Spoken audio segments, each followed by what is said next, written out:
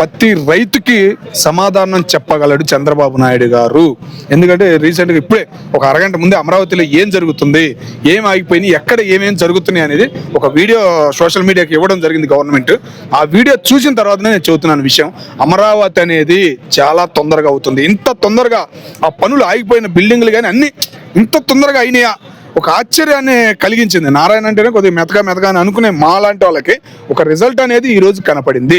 కంపల్సరీగా నేను చెబుతున్నానన్న 2 సంవత్సరాల్లో అమరావతి గురించి 2 సంవత్సరాలే మాట్లాడేది, తర్వాత ఒక్కడు కూడా మాట్లాడు. ఓకేనా? అట్లాగే కొన్ని పొల్యూషన్ కంపెనీలు ఉన్నాయి. ఆ కంపెనీలు ఏం చేస్తున్నాయంటే వైజాగ్ సముద్రం ఉందని ఆలోచన ఉంటున్నాడు. ఏంటంటే ఇటు పడతలా, ఇటు చీరాల బీచ్ ఉంది, బాపట్ల బీచ్ ఉంది, ఒకప్పుడు వ్యవసాయ ఇంజనీరింగ్ కాలేజీ, కెమికల్ కానీ అన్ని హైదరాబాద్ రాకముందు, హైదరాబాద్లో వ్యవసాయ ఇంజనీరింగ్ కాలేజీ పెట్టకముందు బాపట్ల ఇంజనీరింగ్ కాలేజీ ఫేమస్. ఆ కాలేజీలో చేశారు, ఎన్నో కెమికల్ చేశారు, ఎన్నో తయారు చేశారు. ఒక పేరుంది ఆ బాపట్ల ఇంజనీరింగ్ కాలేజీకి, వ్యవసాయ ఇంజనీరింగ్ కాలేజీ. సేమ్ అలాంటి వాతావరణం అక్కడ ఉంది. అది కూడా చంద్రబాబు నాయుడు గారికి తెలుసు అనుకుంటున్నాం. ఏంటంటే పాతతనాన్ని మళ్ళీ తీయాలి, చుట్టూ ఉన్న వాతావరణాన్ని వాడుకోవాలి. 40,000 కాదు, ఇంకా 100 కాదు, నువ్వు ఎంత అడిగితే అంత ఇవ్వడానికి రైతులు, అక్కడ ఉన్న లోకల్ వాళ్ళు నీకు సపోర్ట్గా ఉండారు.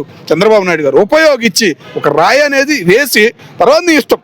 ఓకేనా? దాని ఆటోమేటిక్గా జరుగుద్ది. ఒక భయం అనేది పోయింది. మన పార్లమెంట్లోనే అమరావతి బిల్లు అయిపోయినట్టయితే మూమెంట్ వేరేగా ఉండేది. కానీ ఇంకొద్దిగా అమౌంట్ ఈ పంచాయతీ ఎలక్షన్లు ఉండే కదా, పంచాయతీ ఎలక్షన్ల అమౌంట్ కేంద్రం ఇచ్చే మూమెంట్ ఈ మార్చిలో కానీ ఏప్రిల్ అది ఇది మొత్తం కలిపి కొడదాం అనే మూమెంట్లో ఉండారు గవర్నమెంట్ అనే ఒక నమ్మకం అయితే జనానికి కనపడింది. కాబట్టి చెబుతున్నాను, కంపల్సరీగా అమరావతి అనేది ఒక రాయి పడింది, పరిగెడుతుంది అనే మాట మాత్రం ఈరోజు ఆ వీడియో చూశాను కాబట్టి, నేను అక్కడ ఓన్గా కాబట్టి.